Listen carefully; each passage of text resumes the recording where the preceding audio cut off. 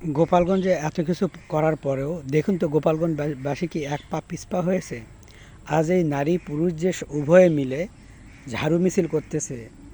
অনেকে যুদ্ধের যে এটা কি বলে আমি জানি না, গোল আকার আর কি, ঢাল ঢাল ঢাল তলোয়ার নিয়ে পর্যন্ত যুদ্ধ করতেছে। তাহলে চিন্তা করে দেখুন, আমাদের দেশে সে একটা যুদ্ধ লেগেই গেল, তাই না? মানে এনসিপি এর একবারে যুদ্ধ লাগিয়েই দিল। এদের উদ্দেশ্য ছিল দেশটাকে তছনছ করার, যুদ্ধ লাগানো। নতুবা দেখুন তো এরা কোন একটা ভালো কাজ করছে যেই কাজের মাধ্যমে আপনি এদের প্রশংসা করবেন? এরা কি ছাত্র রাজনীতি নিষিদ্ধ করছে? না। এরা কি কোটা একবারে তুলে দিছে? যোগ্যতা অনুযায়ী যার যার যোগ্যতা আছে সেই অনুযায়ী সে চাকরি পাবে এবং বয়স কোনো ম্যাটার করবে না। কারণ একটি ছোট বাচ্চা বলতে যে একটা যদি 14 থেকে 12 বছরের ছেলেও যদি ইন্টেলিজেন্ট হয়, একটা বিষয়ে পারদর্শী হয়, আর একজন যদি 80 বছরের বৃদ্ধও পারদর্শী না হয়, সে বিষয়ে না জানে, তাহলে ওই 12 থেকে 14 বছরের ছেলেটাকে আমরা প্রাধান্য দিব। ইভেন কি আমি যদি দেখি যে 28 থেকে 35 বা 25 বছরের ছেলে পারতেছে না, কিন্তু কিছু কিছু ক্ষেত্রে দেখা গেছে যে 80 বছরের বৃদ্ধা তার থেকে বেশি পারদর্শী। তাহলে আমি এই ক্ষেত্রে 80 বছরের বৃদ্ধকে প্রাধান্য দিব। এটা একটা উদাহরণ দিলাম। যার যে যোগ্যতা সেই অনুযায়ী চাকরি পাবে, চাকরির কোনো বয়স থাকবে না। হ্যাঁ, কেউ যদি অসুস্থ হয়ে যায়, যে এমন বয়স হয়ে গেছে যে সে অসুস্থ, তাকে আর নেওয়া যাবে না, তাহলে তখন আর চাকরি থেকে তাকে অব্যাহতি দেওয়া হবে। যতক্ষণ পর্যন্ত সে ভালো থাকবে চাকরি করতে পারবে, ভালো থাকবে না চাকরি করতে পারবে না। যাই হোক, আমার মনে হয় সমন্বয়ক একটি ভালো কাজ করছে, আমি জানি না, আমি দেখাতে পারবো না কি ভালো কাজ করছে। আপনারা একটু খুঁজে বলুন তো, আমাকে কমেন্টে জানাবেন যে সমন্বয়করা আসলে কি ভালো কাজ করছে। এটা আমিও জানতে চাই। আমার মনেও প্রশ্ন যে এই সমন্বয়করা এত বড় বড় লেকচার দেয়, এত বড় বড় বক্তব্য দেয়, আসলে মানে এদের কোনো লজ্জা লাগে না? এদের দেখতে ইঁদুরের মতো লাগে। মানে ইঁদুরেরও মনে হয় একটা ব্রেন আছে, এদের মনে হয় কোনো ব্রেন নেই। বুঝতে পারছেন? একটা ভালো করে দেখুন তো যে এরা দেশে মানে কী জন্য আসছে, কী জন্য ক্ষমতা গেল, আর গিয়ে কি করলো। দেশে আসছে কোটা আন্দোলন, কোটা বিরোধী যে আন্দোলন, কোটা আমরা চাই না, রাইট? কোটা কি বাতিল করেছে সবগুলো? আরও সুন্দরভাবে করতো যে কোনো কোটা থাকবে না, যার যার যোগ্যতা অনুযায়ী, ছেলে হোক মেয়ে হোক, যে যোগ্যতা যার যে যোগ্যতা সেই অনুযায়ী সে চাকরি পাবে। এবং ছাত্র রাজনীতি নিষিদ্ধ করা কারণ হলো আবার আরও অন্যান্য যে মানুষগুলো স্টুডেন্টরা মারা গেছে এর নোংরা রাজনীতির কারণে। হ্যাঁ, ছাত্র রাজনীতি নিষিদ্ধ বলতে কি, শিক্ষাঙ্গন এরই মধ্যে কোনো বাউন্ডারি, শিক্ষা যেখানে দেওয়া হয় এই বাউন্ডারির মধ্যে কোনো রাজনীতি চলবে না। যারা রাজনীতি করবে পিটিয়ে বের করে দেওয়া। হ্যাঁ, ব্যক্তিগতভাবে তুমি রাজনীতি করতেই পারো, সেটা শিক্ষা প্রতিষ্ঠানের বাইরে। হ্যাঁ, কোনো স্টুডেন্ট যদি চায় আমি রাজনীতিবিদ হব, আমি রাজনীতি করব, তাহলে করতে পারবে। সেটা তার, সে যেখানে থাকবে শিক্ষা গ্রহণ করবে, এর বাইরে গিয়ে করতে পারে ব্যক্তিগতভাবে।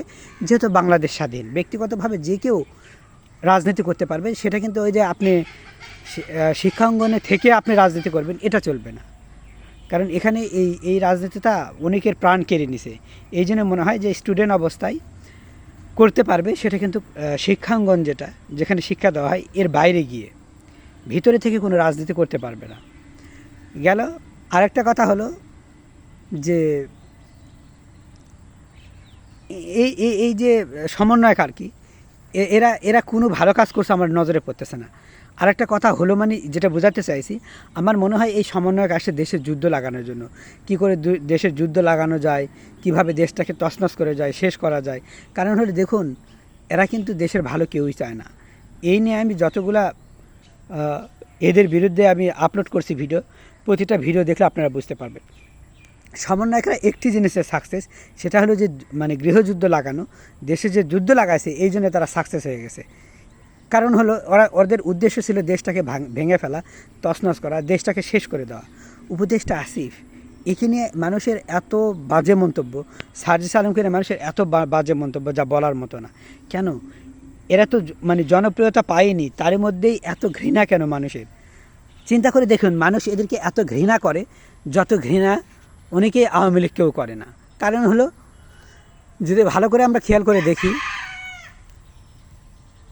এই সমন্বয়করা আমাদের সাথে বেইমানি করছে। এখন আপনি বলবেন যে বেইমানি কিভাবে করলো? প্রথম কথা হলো, এরা বেইমানি করছে এভাবে যে আমাদেরকে চাকরি দিবে এবং স্বাধীনতা ফিরিয়ে দিবে, মানে অনেক লেকচার দিয়ে বাতেলা ঝাড়িয়ে আমাদেরকে রাস্তায় নেমে নিয়ে আসছে। নেমে আনার পর দেখুন লক্ষ লক্ষ কোটি কোটি আমরা সবাই যখন রাস্তায় নামার পর যখন সমন্বয়করা বিজয় হলো, তখন আমরা কি দেখতে পেলাম? বিজয় হওয়ার পর এদেরকে আর চেনা যাচ্ছে না। বিজয় হওয়ার আগ পর্যন্ত সবাই ছিল ভাই ভাই, মানে সবাই কলিজার বন্ধু ছিল। যেই বিজয় হয়ে গেছে এদেরকে আর চিনে না। আপনি দেখেন তো এরা কোন জনগণ এদেরকে চিনে? ওরা যে রাতে রাতে এনসিপি দল তৈরি করছে, এদেরকে কেউ চিনে? এদেরকে দুই আনা কেউ মূল্য দেয় না। এরা শুধু আছে টাকা চোরের জন্য। এই যে ফেনীতে ওরা যাবে আর কি সোমবারের দিন আর কি সম্ভবত। তো ফেনীবাসীরা এখন আন্দোলন শুরু করছে। কি আন্দোলন জানেন? আন্দোলনটা হলো এরা ত্রাণের 12 কোটি টাকা খেয়ে ফেলছে। এই 12 কোটি টাকা যদি না দেয় তাহলে কিন্তু এদের খবর আসছে, 12 কোটি টাকার হিসাব।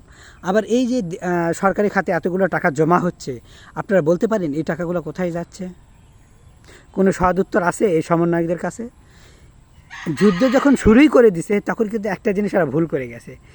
ওরা মনেই করেনি বাংলাদেশে যুদ্ধ লাগানোর পর ওরা টিকে থাকবে। কারণ হলো দেখুন, আজকে এনসিপির তরুণে আগুন, কালকে ওই গোপালগঞ্জের মঞ্চ ভেঙে চুরমার, নারায়ণগঞ্জে মঞ্চে গেছে সেখানেও মঞ্চটা ভেঙে চুরমার করে দিছে, চকরিয়াতে দেখলাম মঞ্চ ভেঙে গুড়িয়ে দিছে। এমন কঠিন পরিস্থিতি, যুদ্ধ কিন্তু লেগে গেছে। লেগে যাওয়ার পর এরা যে যুদ্ধ জয় করতে পারবে না। এরা তো টাঙ্কি বাহিনী, এদের নাম দিয়েছে টাঙ্ক বাহিনী, বুঝতে পারছেন? টাঙ্কি করে দিয়ে পালিয়ে যাবে।